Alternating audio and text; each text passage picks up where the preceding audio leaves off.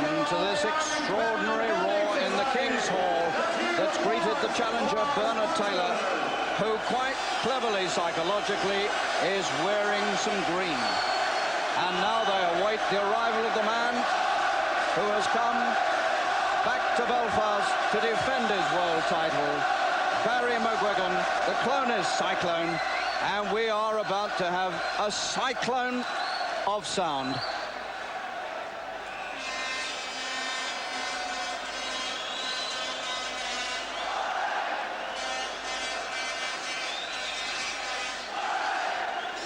The first world title fight held in Belfast for 36 years.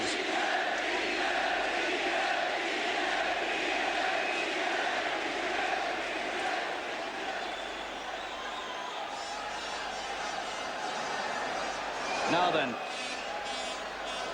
the crowd is poised to let itself go when they see Mcguigan. Bernard Taylor, the American, has brought a miniature US flag into the ring with him. Here's the man who had all the problems today. At 8 o'clock this morning, he was 12 ounces overweight and then took 20 ounces off in 20 minutes.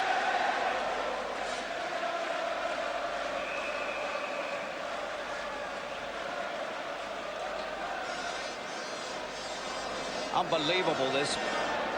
I thought I'd seen it all in the King's Hall, but tonight it's more tremendous than ever, even though the capacity has been reduced from 10,000 to just over 6,000. But this 6,000 are making more than enough noise for the original 10,000. This fight tonight sponsored by Irish Permanent and the whole of Belfast agog. And now Mcguigan is on his way.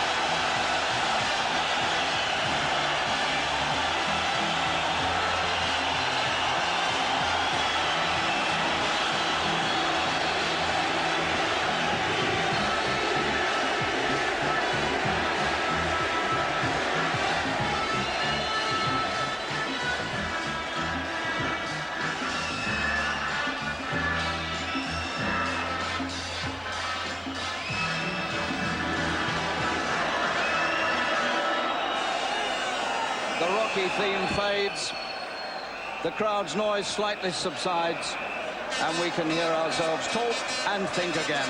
Amazing.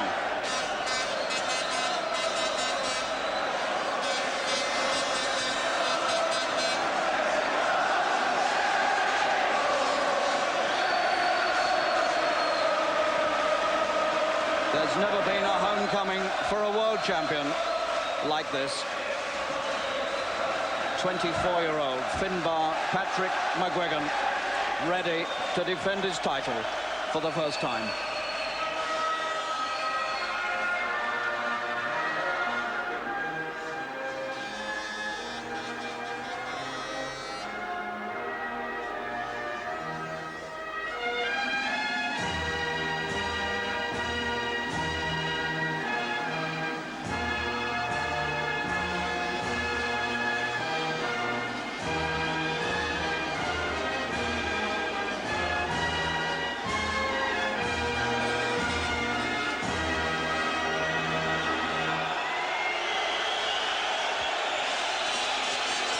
Taylor's still holding his US flag, and he hasn't stopped smiling.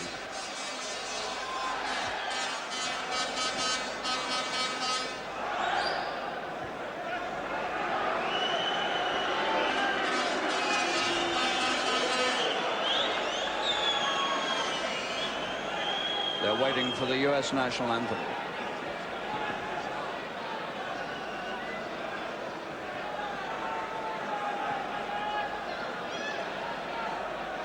Mcguigan goes on, limbering up.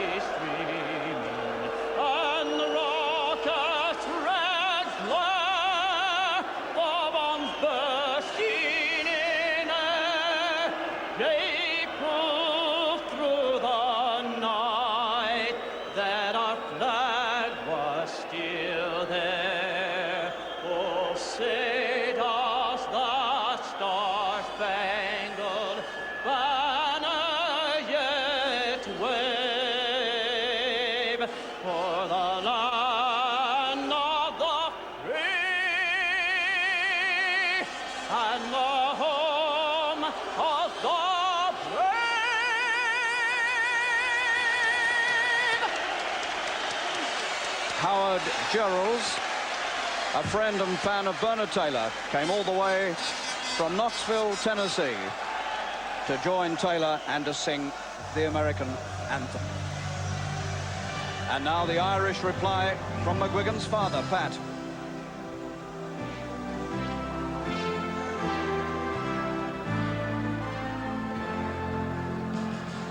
From glen to glen,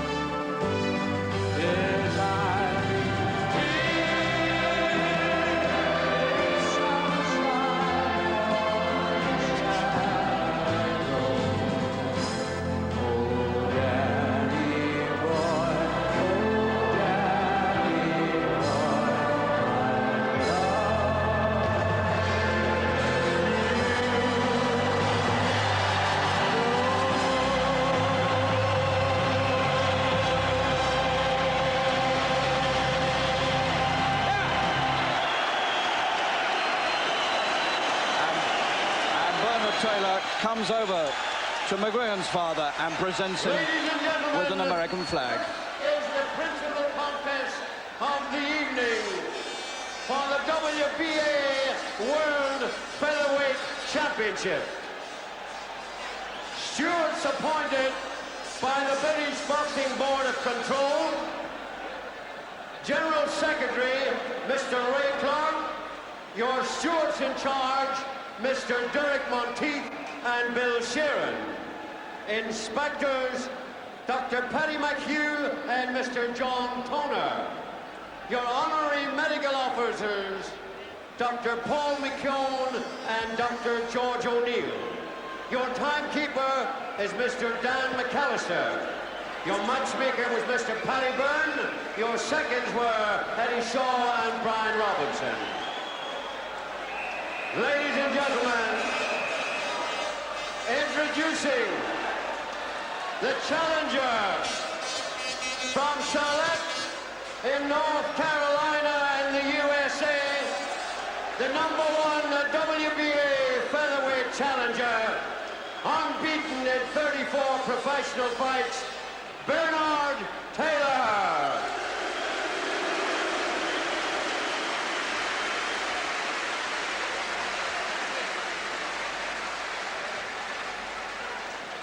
And then in the blue corner, from Clones, making his first defense of his title, the WBA featherweight champion of the world, Mcguigan.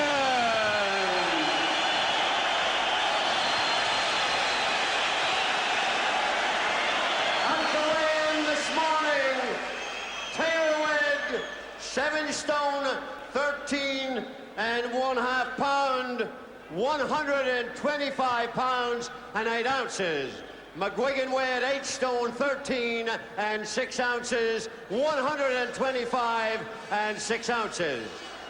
The officials appointed by the World Boxing Association, judges Marco Antonio Rodriguez from Mexico, Franco Primari of Italy, the WBA supervisor, Fernando Mandre Galindas from Venezuela.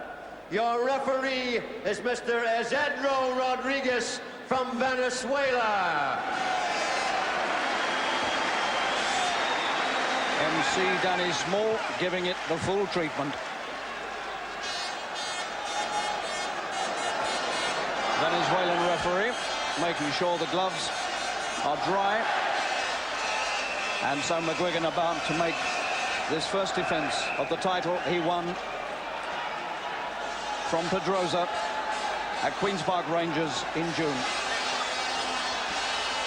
Belfast's first world title fight since Renty Monaghan got a draw here with Terry Allen for the World Flyweight Championship 36 years ago. Taylor, known to be skillful, a brilliant amateur, unbeaten, as you've heard, in 34 professional fights. One draw with the former champion, Eusebio Pedrosa. Mcguigan's 29th fight, one defeat early in his career that he later avenged.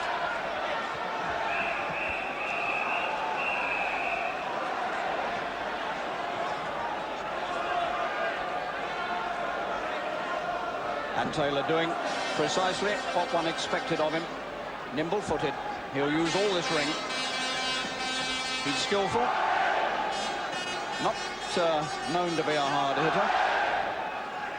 Mcguigan is. And this is a tough challenger. He's the #1 official contender for this World Boxing Association title. And Mcguigan has been forced to meet him in his first defense because he got the Pedrosa fight under certain circumstances.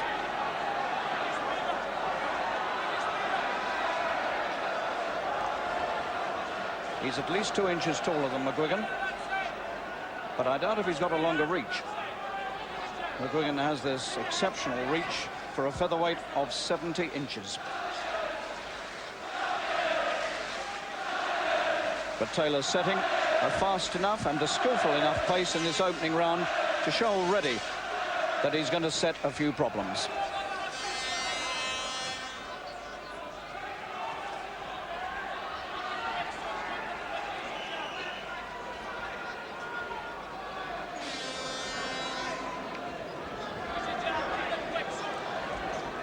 Taylor is a former United States national amateur champion and a former Golden Gloves champion.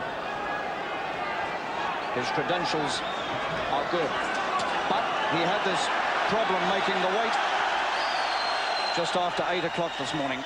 And the question is, has that taken a great deal out of him? People who struggle to make the weight are usually weak when they come into the ring.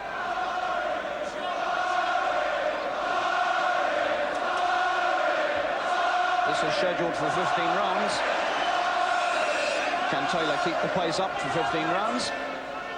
Because surely Mcguigan will make him go fast.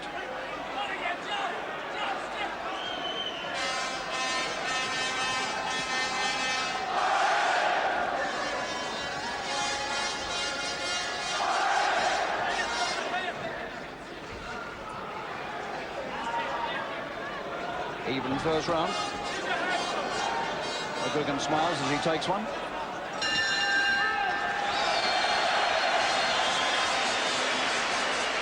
So the first 3 minutes has gone according to plan. We thought Taylor would come out and use the ring and be fast, and he's done just that.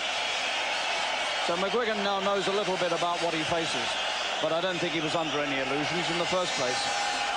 28 fights, 27 wins, and 23 of those have come inside the distance, and just that one early defeat against Peter Eubanks.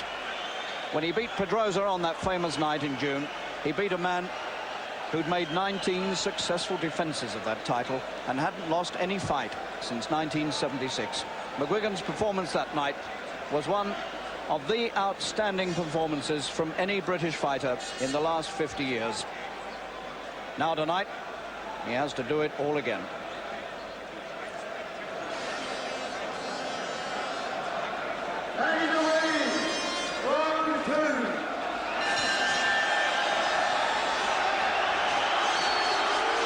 And the Taylor camp slow to get their man back into action.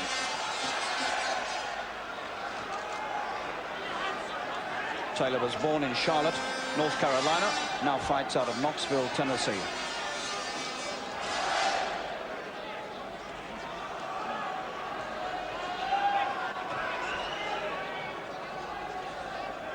These two could well have met before in the Moscow Olympics.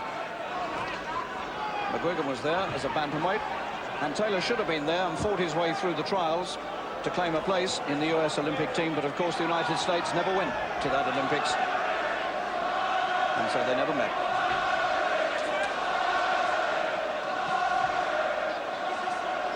Taylor looking dangerous. Long, aggressive right hands coming across.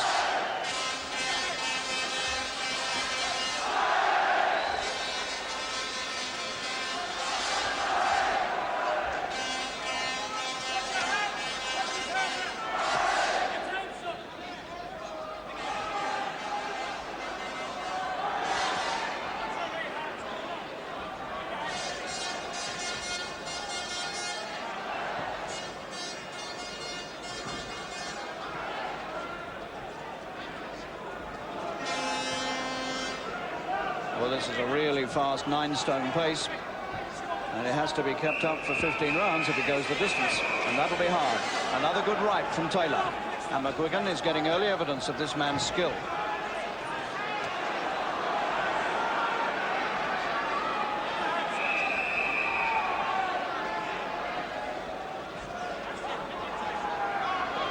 Elusive target, but every now and again he moves forward, and when he does, he looks dangerous.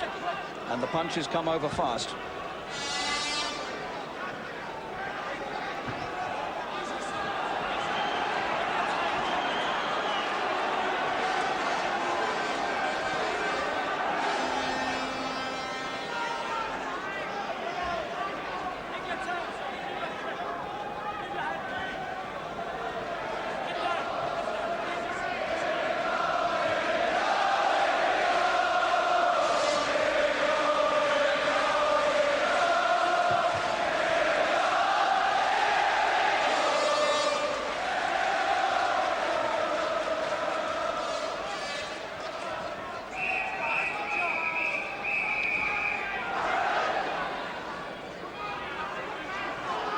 Well, Mcguigan hasn't yet found him with a good punch. He's going to have to do a lot of chasing, and he's had to take a few punches too. And Taylor is taking this round. So Taylor, for me, moves into the lead after 2 rounds. Well, here at the King's Hall with us is our old friend, the former world middleweight champion, Alan Minto. You've seen 2 rounds, Alan. What do you think? I had the first round even, Harry. This second round, I made the challenger nick it, but he's fighting just the way I thought he would box. He's moving around. He's making it very awkward. He's dancing from side to side. He's throwing out long, straight jabs, followed by right crosses, making it very, very awkward for Barry. What I'd like to see Barry do is to cut the corners, not follow him around, cut the corners and double up on everything he's got. He's throwing single jabs and single right hands, but it's not enough, and Taylor's coming back on top. He's got to pressure him and throw more and more punches. There's no doubt, Alan, he's got a real challenger here, hasn't he? He's got a good challenger, yeah. The man looks very, very slippery, very confident, and very, very fast. But we don't think we think he lacks power, and so that's in Barry's favour.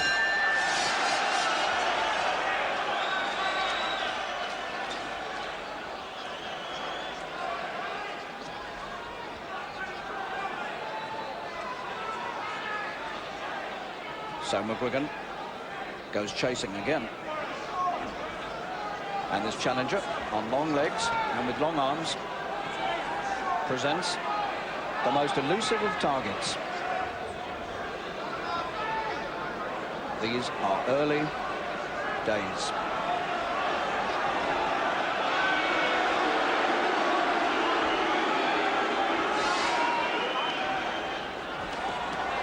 Good punches inside, head and body.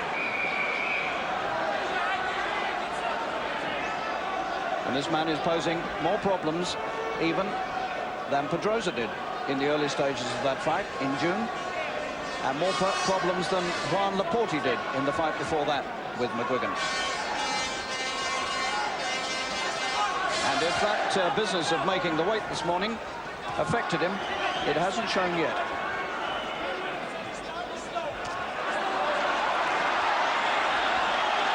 Taylor grinning as it goes back.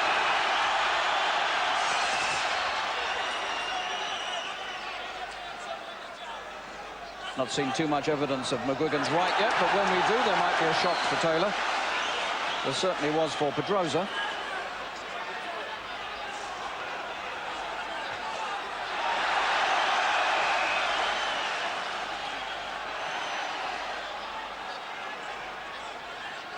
Taylor grinning all the time. These two are likely to provide a classic fight for us.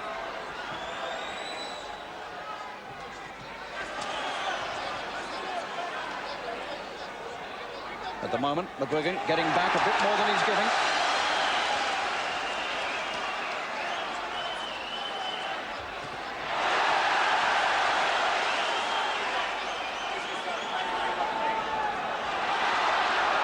Mcguigan trying very hard to get close.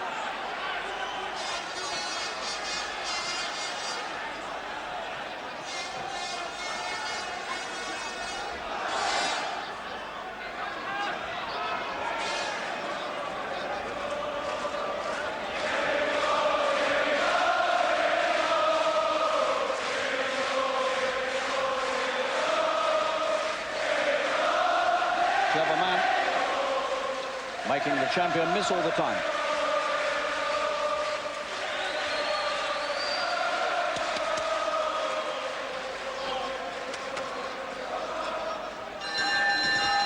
And Mcguigan takes a long, hard look at him as they separate at the bell. And Mcguigan now knows that he's maybe going to have to work harder in this fight than he's ever worked in his life before, because Taylor is a really good challenger, no doubt about that.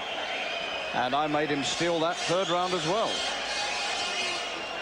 Let's have a look at some of that action. This man is a very skillful boxer indeed, and he's quick to counter when he sees the chance. And he even got one down under the defensive elbow. So they won't be too displeased. Ace Miller, the manager, in the corner there with Taylor, they won't be too displeased at the way this fight's gone off. But it's gone off very much to expectations. Everybody thought he'd set a fast pace going backwards. Everybody thought he'd be a good counterpuncher. And that's just how it's proved. What he does lack, which I think Alan Minter said to you, is a really powerful punch.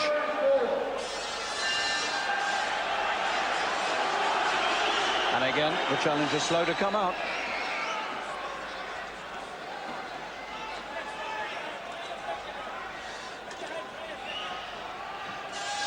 The test for Taylor will come when Mcguigan lands the first really hard punch on him.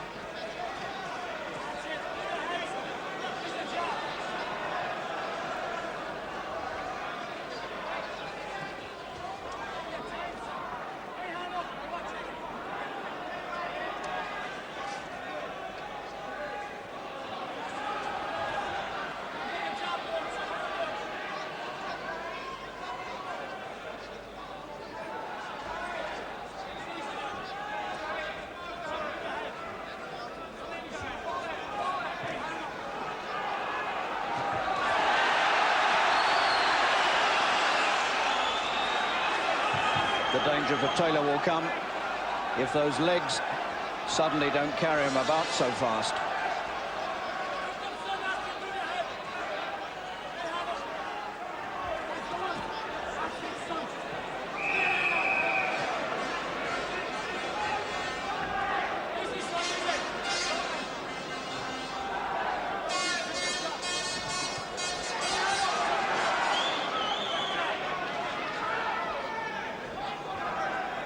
Furious pursuit by Mcguigan. Always in the center of the ring, you'll notice, making the other man go the long way round.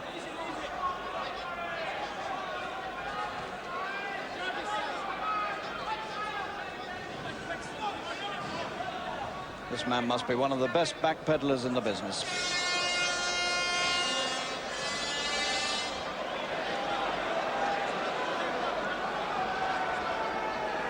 Couple of stray low punches there from either side.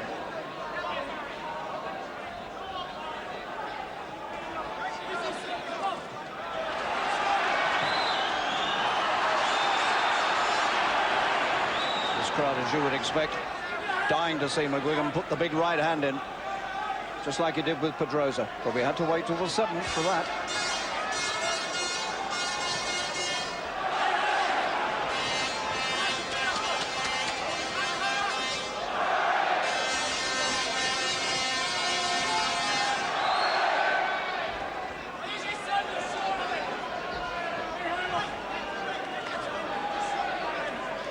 More even round this one.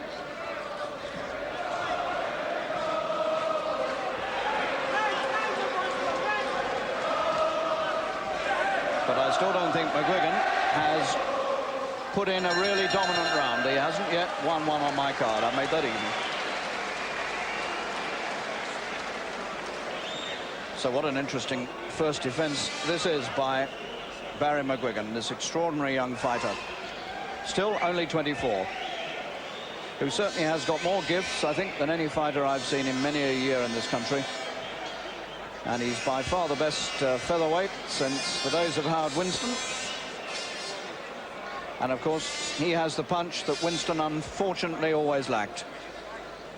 He's got skill and punch, tremendous strength, a wonderful ability to discipline himself in training. All in all, the complete fighter. But tonight is no easy job, and that has already been proved after the opening 4 rounds.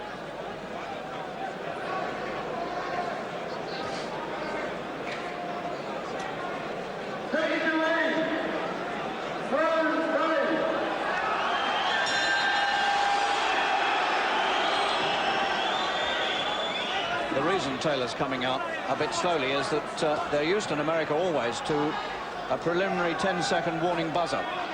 And I thought that was going to be provided at this fight, but I don't hear it. And so they're not really prepared for the bell. They expect to have a 10-second warning.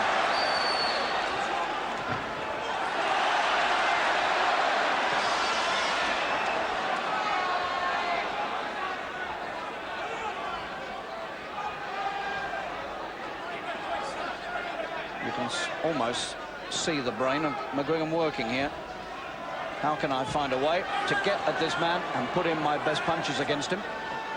Mcguigan falling short a lot with the leads, and that's very tiring. If you keep punching at full extension and the punches don't connect, it's a very, very tiring process. So he's running away.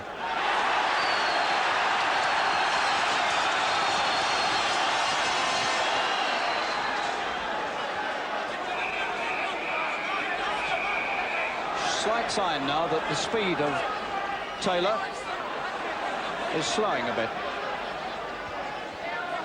Legs not moving quite so sprightly. Still getting good punches in, though.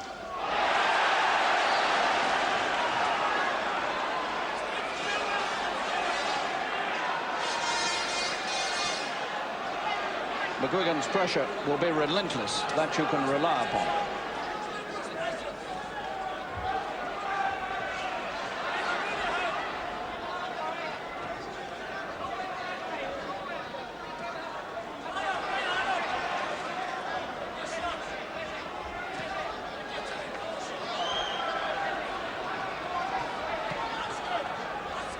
Still going in, still finding the openings, both to head and body.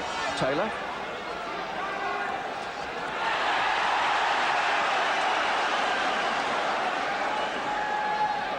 And there's no question that he is taking the play away from Mcguigan in these opening rounds.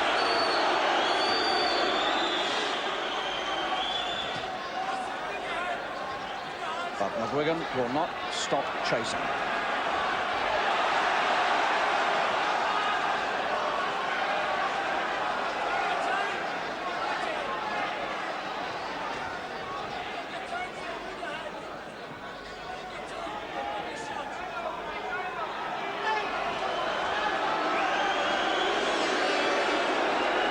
Caution there to the challenger.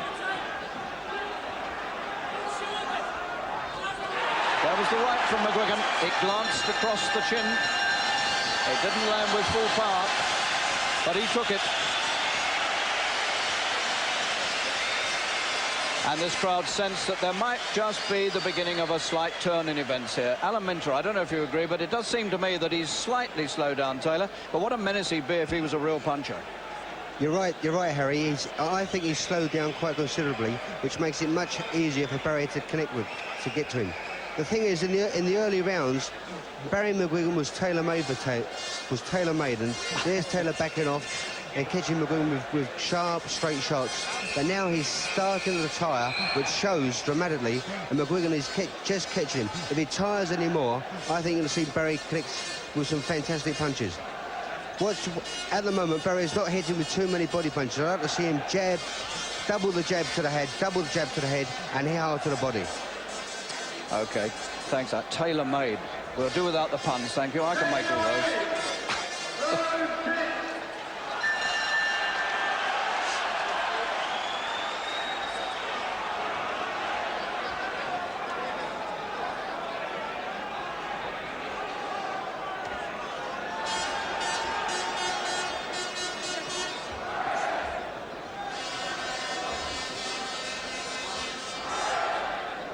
I still can't believe myself that that business at the weigh-in this morning hasn't left some sort of effect upon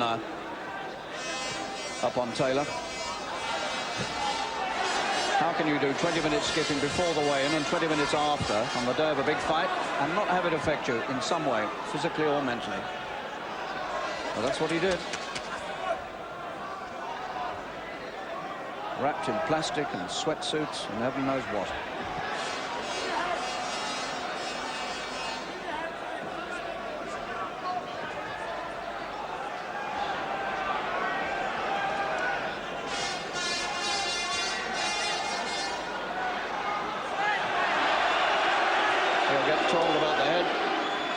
Pulling on. His head rubbing in Mcguigan's face again. He's coming in close more often now. He's looking for breathers.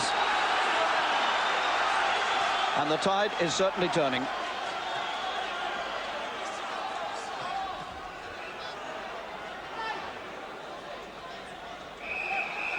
This is the typical Mcguigan style of non-stop pressure. This is what wore Pedrosa down, although Pedrosa was a great champion.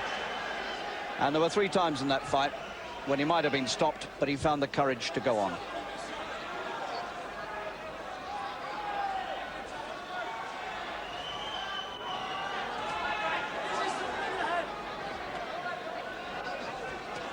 And Mcguigan is doing just what Minter suggested he ought to do. He's getting inside now to the body, and that will weaken Taylor very quickly.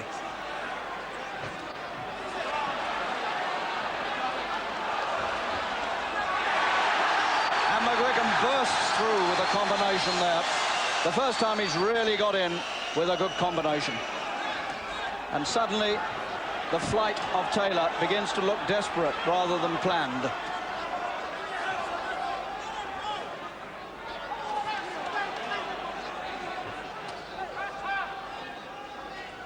A most definite swing in the 6th.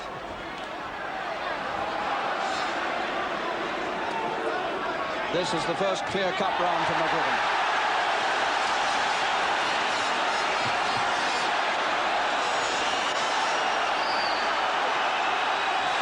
And Taylor's work is beginning to look very ragged indeed. and the King's Hall knows it.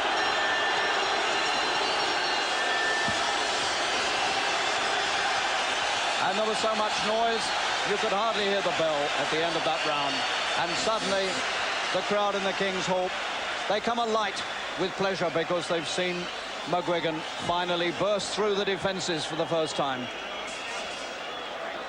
Here we are again. Taylor began to look extremely worried, and suddenly he was walking onto punches that previously he'd avoided. Total swing. And so Mcguigan, for the first time, gets the upper hand.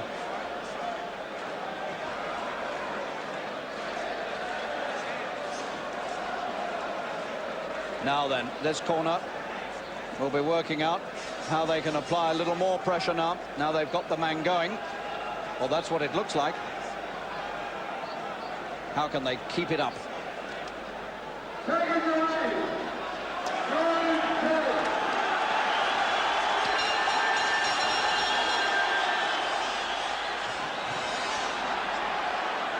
And there's nobody more destructive than Mcguigan when he has a man on the way.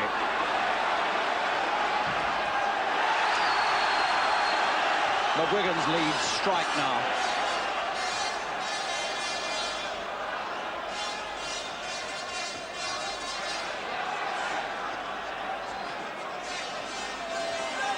And Mcguigan signals to Taylor, watch your head.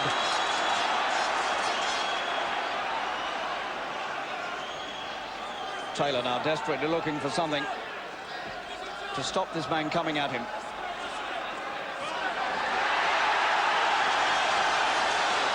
What a fighter this Mcguigan is.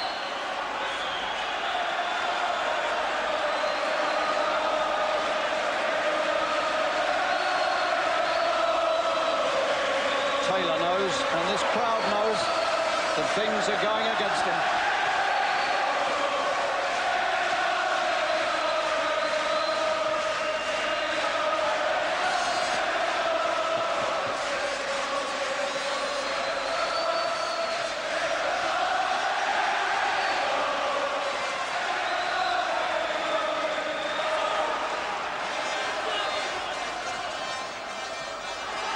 But still, you have to give Taylor credit.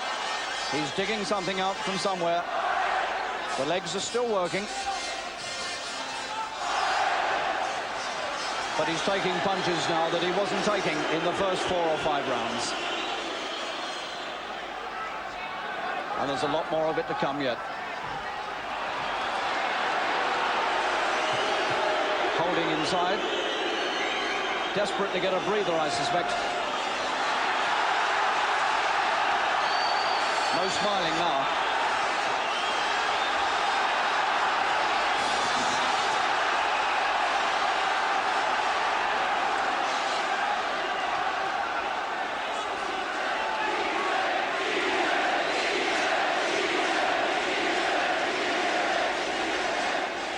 Nobody knows better than Mcguigan that it certainly is not easy.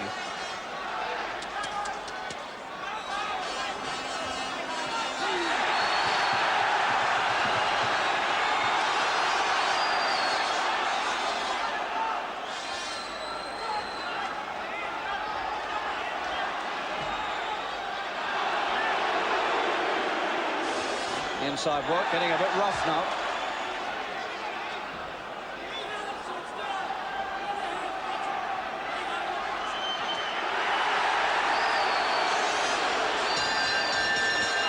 And there's the bell. And Mcguigan has had another good round.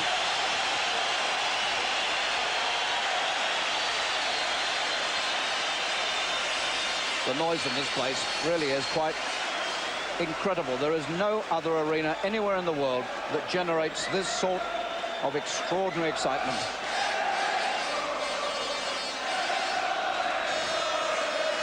I've said it many times before, but it really is a job to hear yourself speak in this.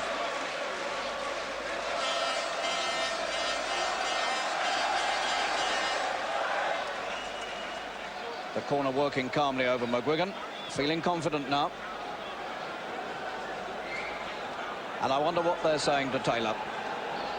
He may have done his best work by now, and he knows that Mcguigan is coming looking for him all the time, and there'll be no respite.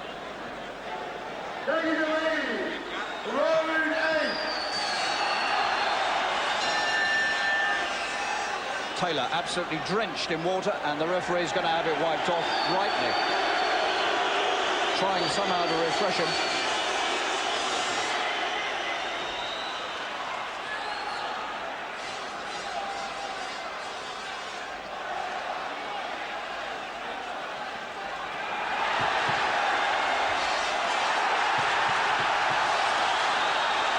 Mcguigan sporting the dove of peace on the leg of his trunks.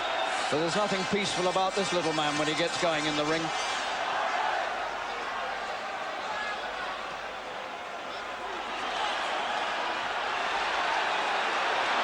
Right hand underneath, low from Taylor.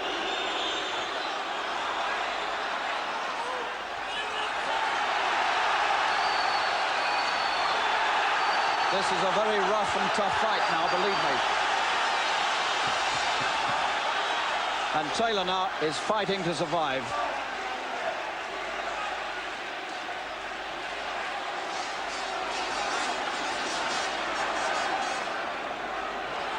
Anything goes inside now. Elbows, head.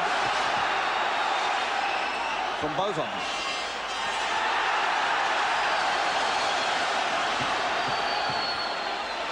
Mcguigan getting more and more punches into the body. And Taylor almost creasing in half when he's hit there.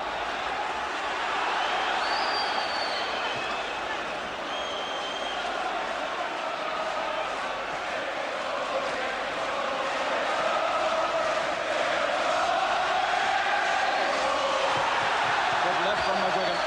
Taylor fights back very, very courageously indeed. What a terrific battle for this WBA Featherweight Championship. Mcguigan's first defence, and by any standards, a memorable one.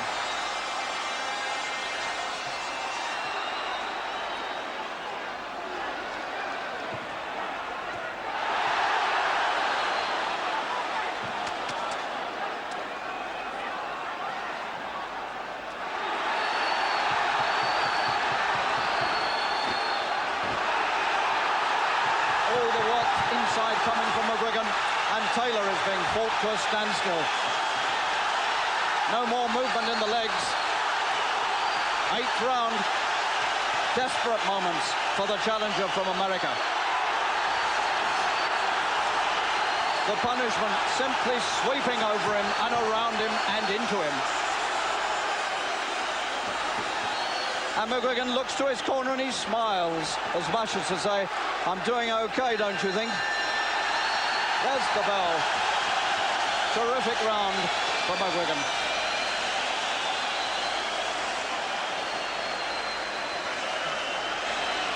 And so all the advantages that Taylor had at the start have been wiped out. And Taylor looks like a desperate man in his corner. He's shaking his head. He's looking at his seconds. And they're throwing it in. They're throwing the towel in. Taylor doesn't want to go on. What an amazing turn of events. Mcguigan has kept his title. Taylor can't go on. And the scenes around me, absolutely amazing as this crowd erupts into triumph. Mcguigan does it again. He turned on too much power for the weight-weakened challenger, and Taylor decided he'd had enough. What an amazing turn-up. And Mcguigan again proves that he is a marvellous champion.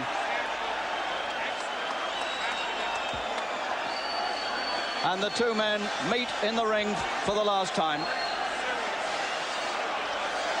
He took all the determination and all the challenge out of Bernard Taylor, who for the first 5 rounds gave Mcguigan plenty of problems.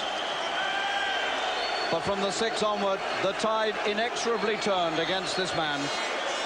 And he couldn't take it in the end because Mcguigan proved himself too strong and too good for him.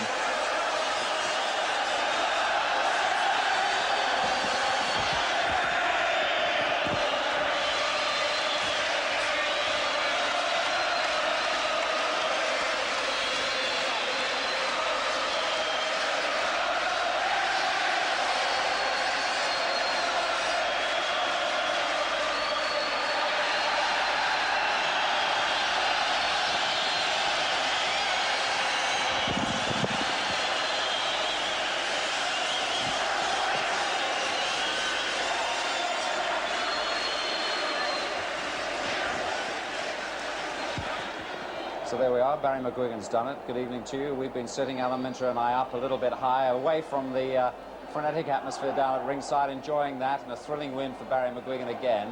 What clue do you have about Taylor packing it all in there? Must have been hurt. Yeah, he must have been hurt. I mean, Barry was getting to him in that particular round with them body shots, and when he sticks them body shots in, they are crippling. So he's caught, you know, it looked like he wouldn't last many rounds longer, but I think it was very sad for his corner to throw a towel in. I think it's for the featherweight champions of the world. Let him go out in style and let him get beat if he's going to get beat. Yeah, normally with a world title bout, they sort of give a little more than that in a way. Maybe crush ribs or something like that. Yeah, could have broke a rib. I mean, Mcguigan hit so hard to the body and to the head that he could have broke anything. Well, that was the turning point might have come a couple of rounds earlier, round 6. But up till then, the challenger was going really well, wasn't he? I think we anticipated that in actual fact he would start well, and he certainly did. Well, there's the champion, and still champion. A successful first defence. He's enjoying all these moments, and why wouldn't he? But it was a tough contest early on for him, and it took a little time for him to get the measure of his man. And he did box well, Taylor, earlier on, didn't he? He boxed very well. He boxed like I thought he was going to. He's long and tall, a good boxer, moving from side to side. If he could have kept up that pace for 15 rounds, well, he might have won. But see, with the pressure that Mcguigan puts on you, you just can't dance. And you can dance, but you can't hide. And once them body shots start going in, Des, the head will fall, and that's just what happened.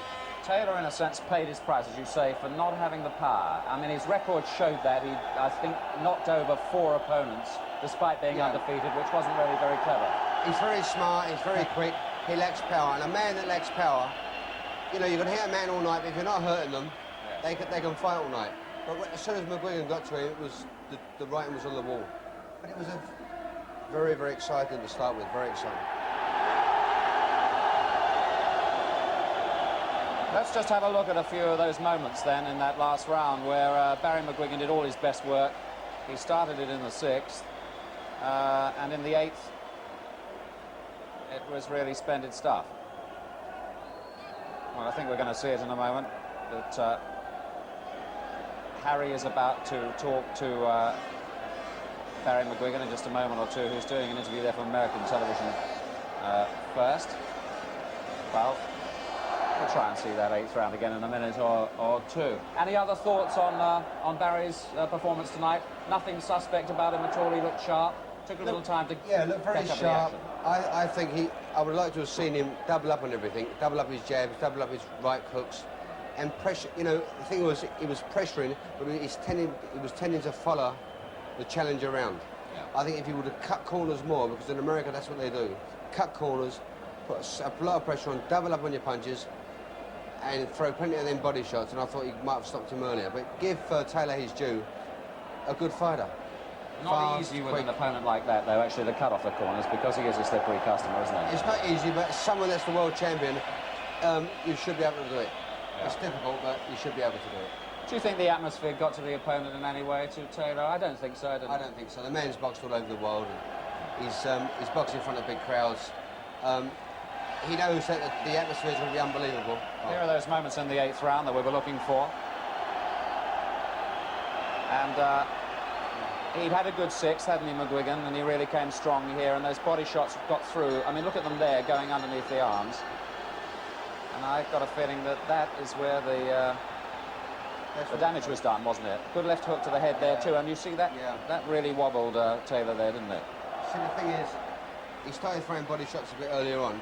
They didn't look too much, but they go right through you. Then this round, we just seen one there, which is, I thought he was going to die. It's a terrible punch. Tremendous power of Mcguigan. Tremendous power. No matter how fit you are, if you take a punch to the body, under the solar plexus where there's no muscle, it hurts you. I'm sure he paid a little bit of penalty for those problems at the weigh-in this morning, when he was probably about 2 pounds overweight when he arrived.